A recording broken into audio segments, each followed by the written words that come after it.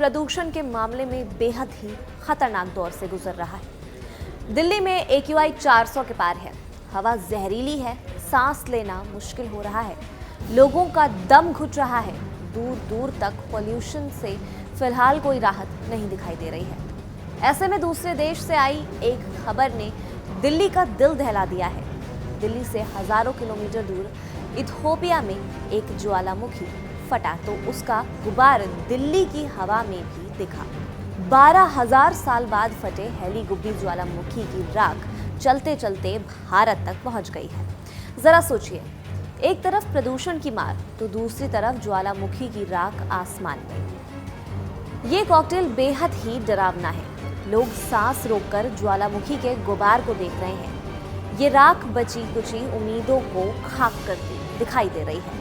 ये राख अरब सागर पार करके पहले गुजरात के तट पर पहुंची, फिर देर रात दिल्ली के आसमान से गुजरती हुई उत्तर प्रदेश और बिहार तक आगे बढ़ी। चूंकि ये राख बहुत ऊंचाई यानी लगभग 8 से 15 किलोमीटर पर मौजूद है, इसीलिए ना हम इसे देख सकते हैं और ना ही इसे हमारी सांस लेने वाली हवा या प्रदूषण के स्तर पर कोई असर पड़ता है।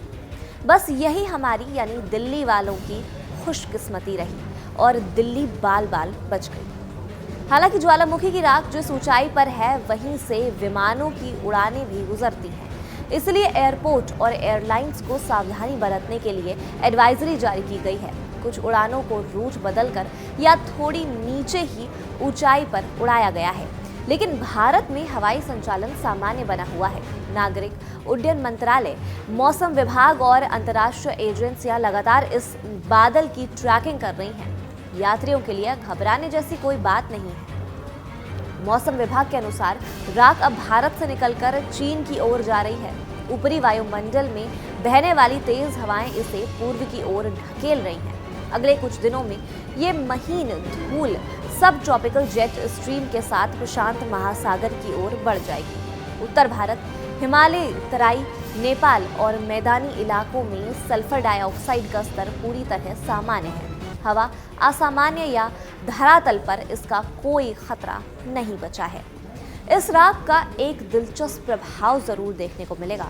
जहां जहां ये महीन धूल ऊंचे वायुमंडल में रहेगी, वहां सूर्योदय और सूर्यास्त बेहद रंगीन दिखाई देगा। आसमान में लाल, बैगनी और नारंगी रंगों की खास चमक देखने को मिलेगी, जैसे अक्सर बड़े ज्वालामुखी विस्फोटों के बाद दुनिया में होता है। जब ये राख इथियोपिया से उठा, वो लगभग 14 किलोमीटर ऊंचाई तक पहुंच गया था। तेज हवाओं ने इसे रेड सी के पार यमन और ओमन के ऊपर पहुंचा दिया और वहां से आगे भारत की तरफ ढकेल दिया। जैसे ही राख भारत के ऊपर पहुंची, एयर क्वालिटी और फ्लाइट सुरक्षा को लेकर चिंता बढ़ गई और कई उड़ानों पर असर भी पड़ा। लेकिन जैसे जैसे राख बादल पूर्व की ओर बढ़ा, खतरा कम होता गया। अब स्थिति पूरी तरह नियंत्रण में है।